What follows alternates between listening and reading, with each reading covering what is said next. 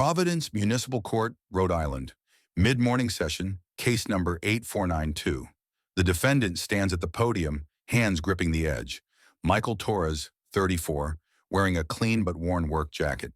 Judge Frank Caprio looks up from the file. Mr. Torres, it says here you have 4 unpaid parking tickets totaling $450. Why didn't you pay any of them? Torres shifts his weight. Your Honor, I forgot because I was sleeping in my car. The judge pauses, pen hovering over the paperwork. You were sleeping in your car? His tone shifts from routine to curious. Torres's voice drops. Yes, sir. I lost my apartment 3 weeks ago. The courtroom goes quiet. The clerk stops typing. Torres continues, voice catching. My daughter has leukemia. Between hospital bills and... He can't finish the sentence. Judge Caprio leans forward. Take your time, Mr. Torres. We're not in a hurry here. Torres wipes his eyes with the back of his hand, nods once. The judge speaks softly. Let's talk about what's really going on. The clerk reads from the file in her practiced even tone. Case number 8492, State of Rhode Island versus Michael Torres. 4 parking violations issued between January 15th and February 28th. Total fine $450, plus late fees bringing the total to $625. She looks up. Mr. Torres, do you understand the charges against you? Torres stands straighter at the podium. Yes, ma'am, I understand. Judge Caprio scans the paperwork, his reading glasses perched on his nose. Mr. Torres, let me make sure I have this right.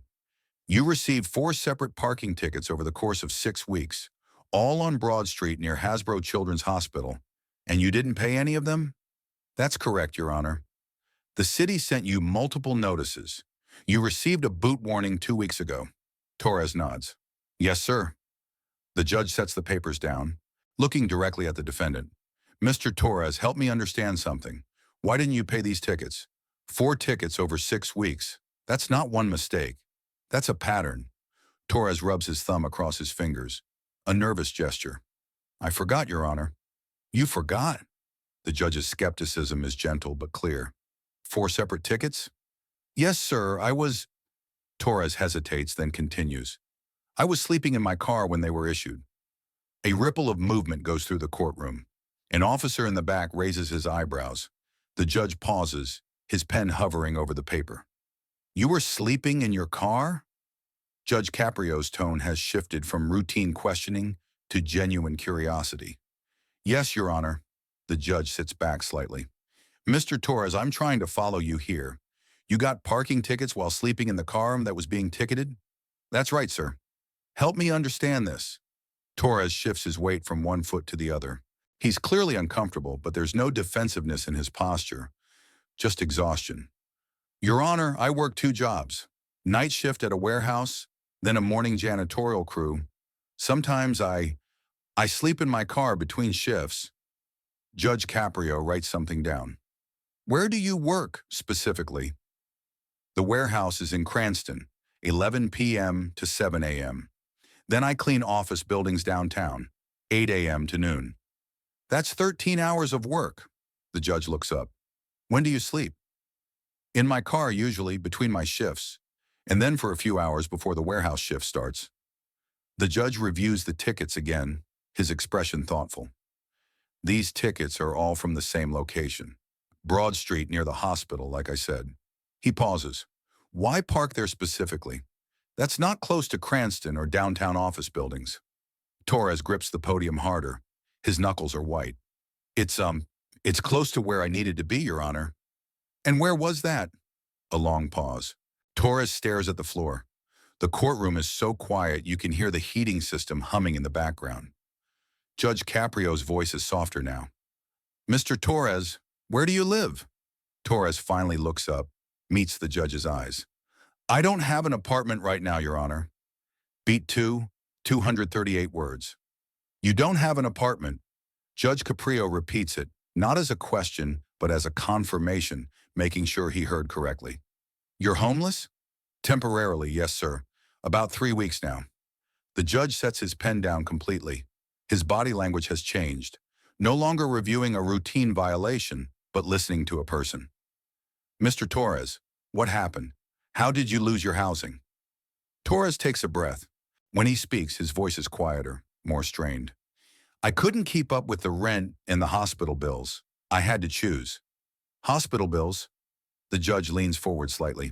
Are you sick? No, Your Honor. Torres's voice drops even further. My daughter, Emma, she's sick. The courtroom seems to collectively hold its breath. The clerk's hands pause over her keyboard. Judge Caprio's expression softens completely. I'm very sorry to hear that. Tell me about your daughter, Mr. Torres.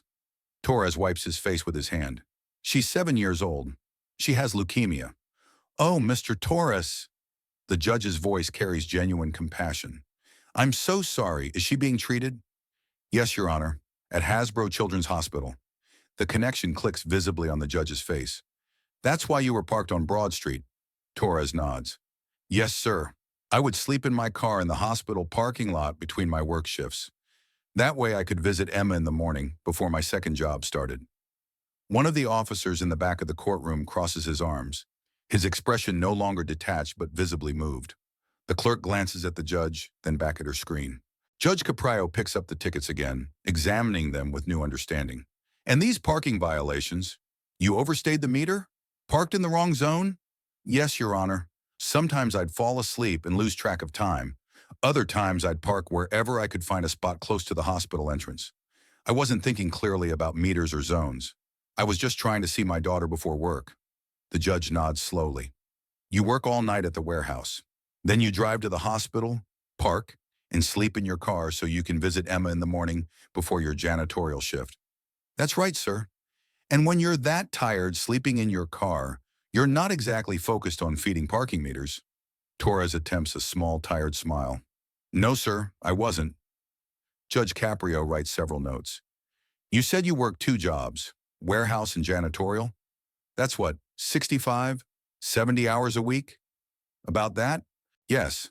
And you sleep maybe 4 hours a day, sometimes in my car, sometimes in the hospital family waiting room if security lets me stay? The judge looks up sharply. The hospital security knows you? Yes, Your Honor. I'm there every day. They know Emma. They know me. Sometimes they let me sleep in the waiting room instead of my car. Judge Caprio sets the papers down and folds his hands. Mr. Torres, let me ask you something else. You said you lost your apartment because you couldn't afford both rent and hospital bills. Yes, Your Honor. Does your insurance not cover Emma's treatment? Torres shifts uncomfortably. It covers some of it, not everything.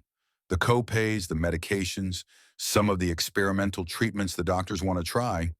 Insurance says those aren't necessary, but her oncologist says they could help, so he trails off. So you pay out of pocket? Yes, sir. And between those costs and your rent, you chose Emma. Of course, Your Honor.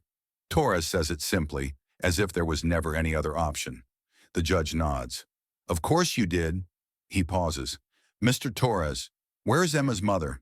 Does she help with any of this? Torres's composure, which has been barely holding throughout this exchange, finally cracks. His voice breaks. She died, Your Honor, 2 years ago. Car accident. A woman in the gallery gasps quietly.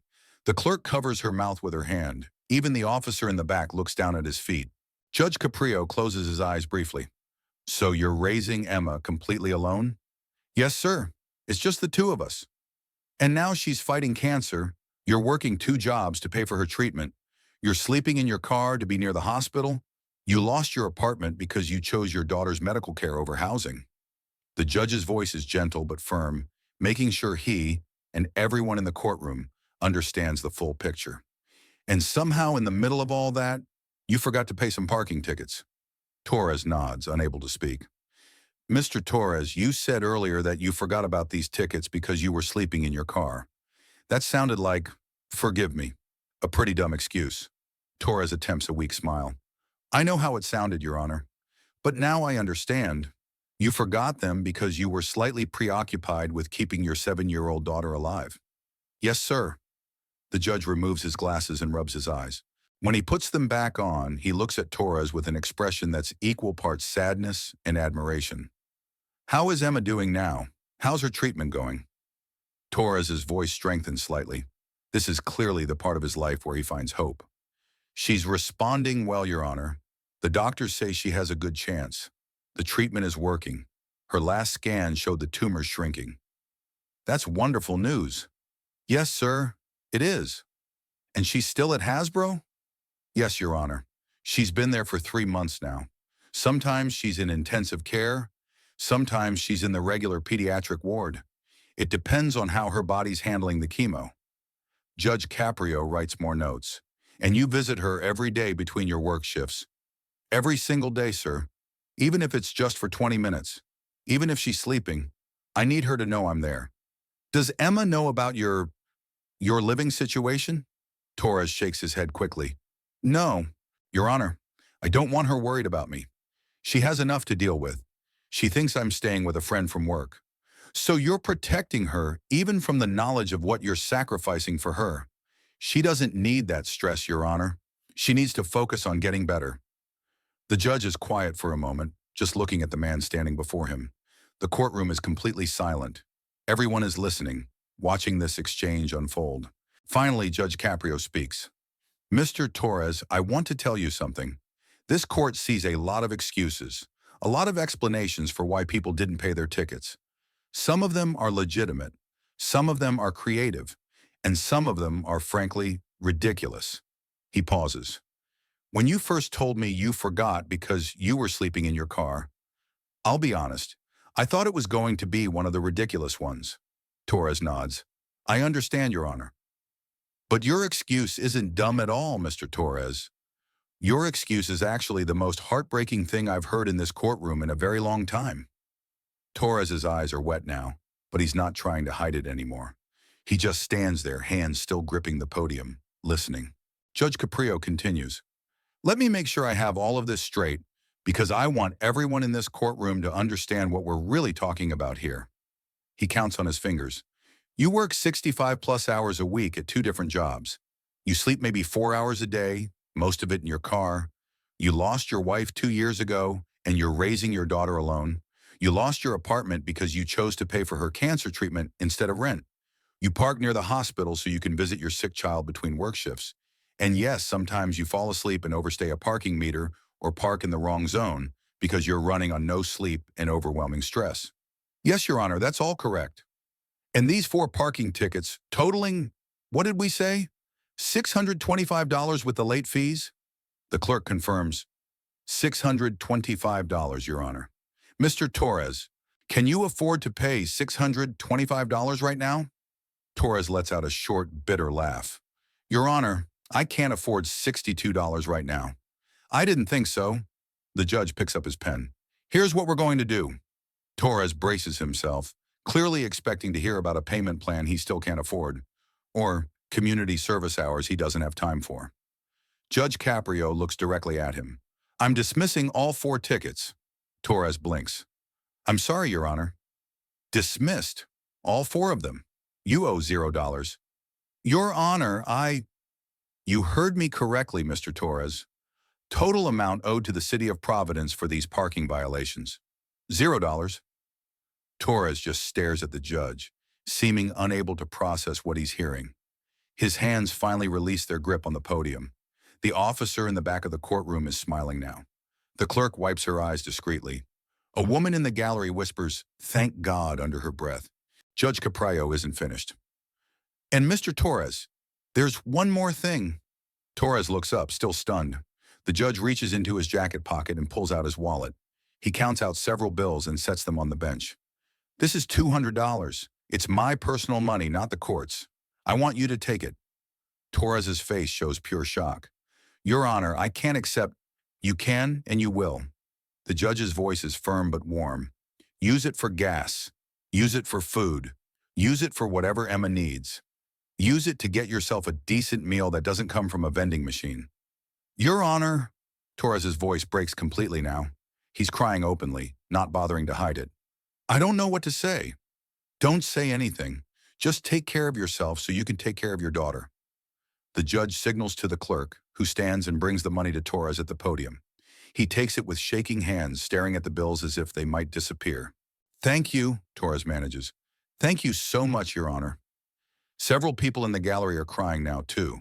The officer in the back has turned away, composing himself. This is not the typical municipal court proceeding. Judge Caprio addresses the entire courtroom, his voice carrying the weight of the moment. Sometimes justice isn't about enforcing the law to the letter.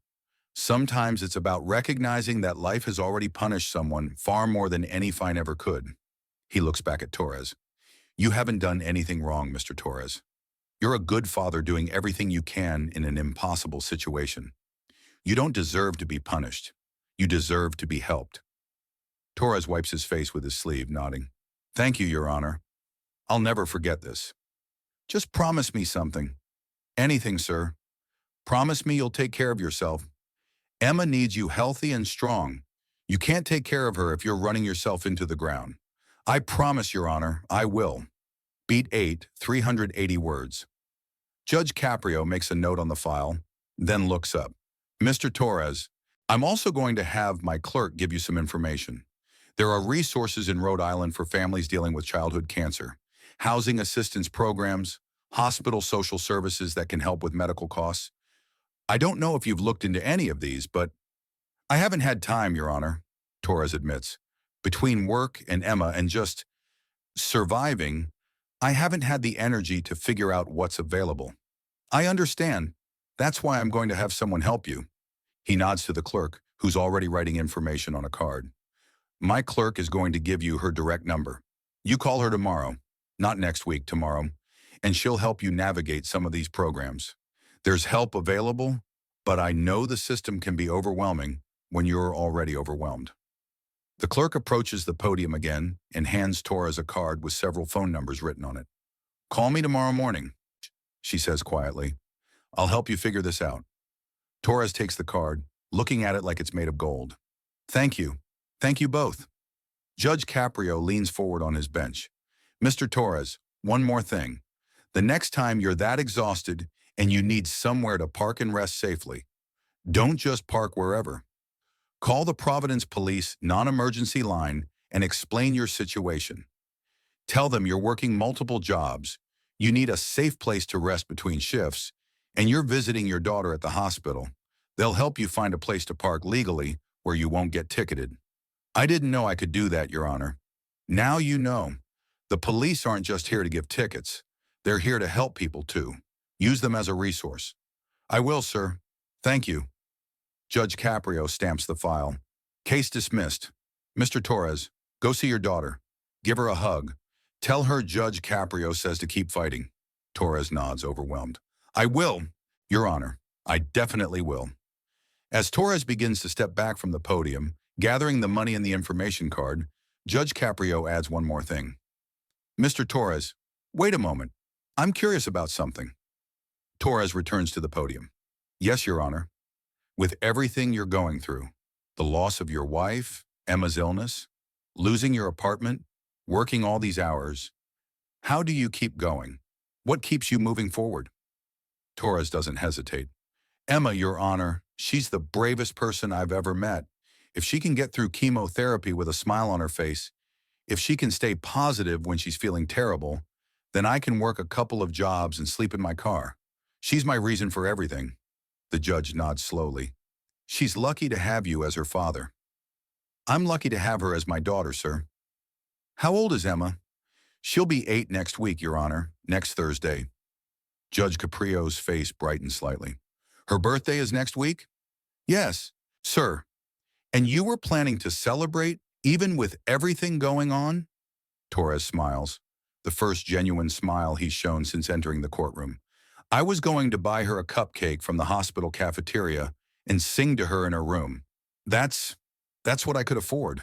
The judge picks up the $200 he'd given Torres. That was before. Now you can do better than a cafeteria cupcake, can't you? Torres looks at the money in his hand with wonder. Because of what you just did, Your Honor, I can actually buy her a real present. Maybe some books. She loves reading. Or some art supplies for when she's feeling well enough to draw. That sounds perfect. Every 8-year-old deserves a proper birthday celebration. Thank you, Your Honor.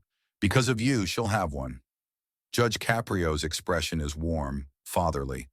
When you see her on Thursday, you give her a big hug from Judge Caprio, and you tell her to keep being brave, keep fighting, and keep smiling. Can you do that? Yes, sir. I'll tell her. Good. Now go. You probably have a shift starting soon, don't you? Torres checks his watch. In 2 hours, Your Honor. Janitorial crew. Then go get some rest first. That's an order from the court.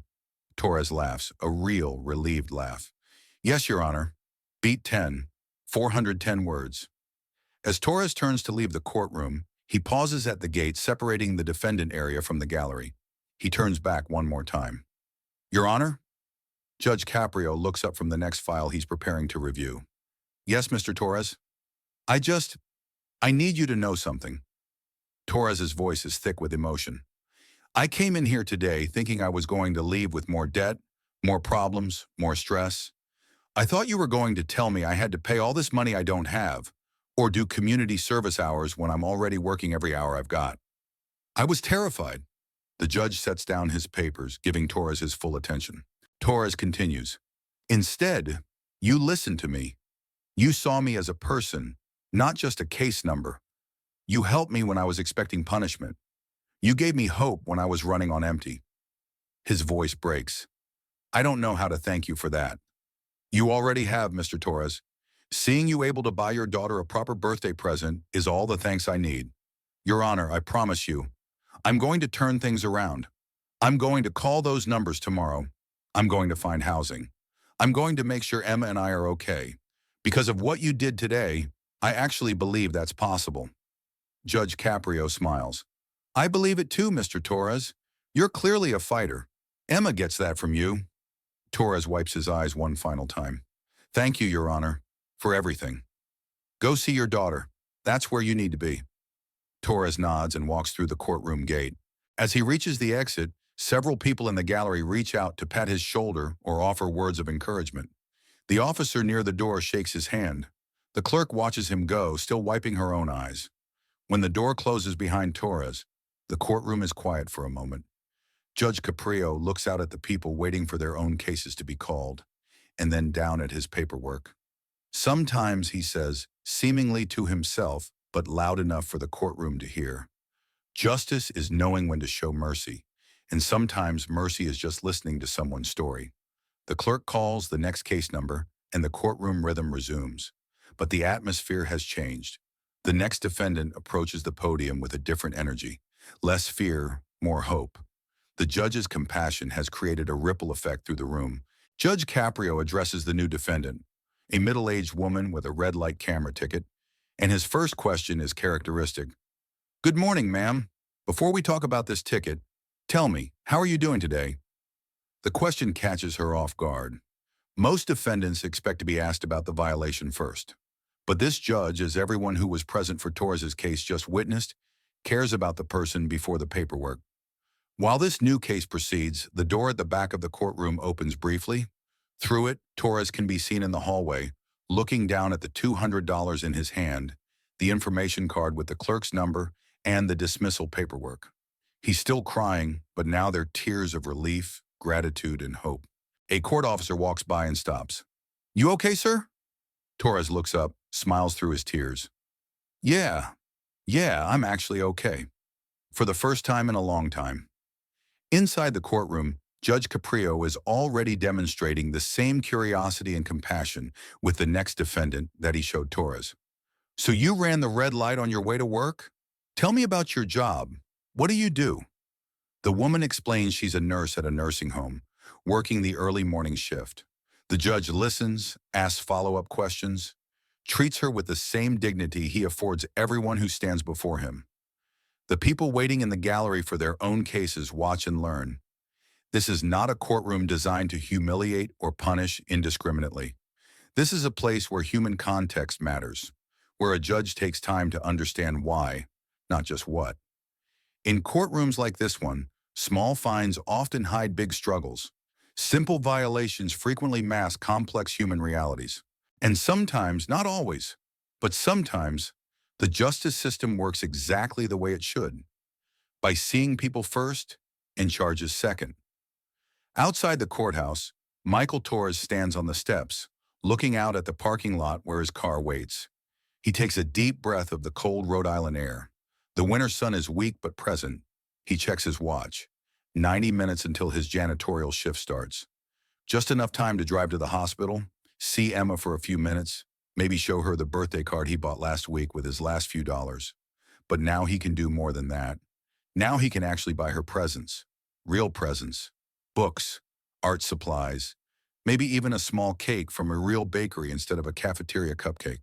He pulls out his phone and calls the hospital. A nurse answers. Pediatric oncology, this is Sarah. Hi, Sarah. It's Michael Torres, Emma's dad. Oh, hi, Mr. Torres. Sarah's voice is warm.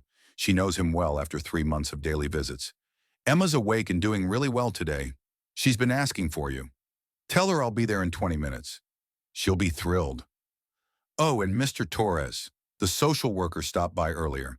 She wanted to talk to you about some assistance programs. Should I have her call you? Torres looks at the card in his hand with the court clerk's number and other resources listed. Actually, Sarah, I'm already on it. I'll explain when I get there. Sounds good. See you soon. He ends the call and sits down on the courthouse steps for a moment. Just sits there, feeling the weight of the last hours settle over him. He came to court expecting the worst, expecting another bill he couldn't pay, another problem he couldn't solve, another failure added to a growing list. Instead, he found compassion, understanding, help. A young man exits the courthouse and sits on the steps near Torres, checking his phone. He looks nervous, probably waiting for his own case to be called. Torres recognizes the expression. It's the same one he wore an hour ago. First time in court? Torres asks. The young man nods. Yeah, I got a parking ticket I forgot to pay. Now it's doubled with late fees. Judge Caprio? Yeah, how'd you know? Torres stands up, pocketing the money in the dismissal papers. Just had my case with him. I can tell you this. Be honest. Tell him your real story. He'll listen. That's it? Just be honest? That's it. Torres starts walking toward the parking lot, then turns back. And don't be afraid. That judge in there, he sees people, not just violations. You'll be okay. The young man looks relieved. Thanks, man. Good luck. Torres reaches his car, his home, his bedroom, his refuge for the past 3 weeks. But maybe not for much longer. Tomorrow he'll call those numbers. Tomorrow he'll start figuring out housing assistance, medical cost support, all the things he hasn't had the energy to pursue. Today, though, he's going to see his daughter and tell her about the judge who believed in second chances.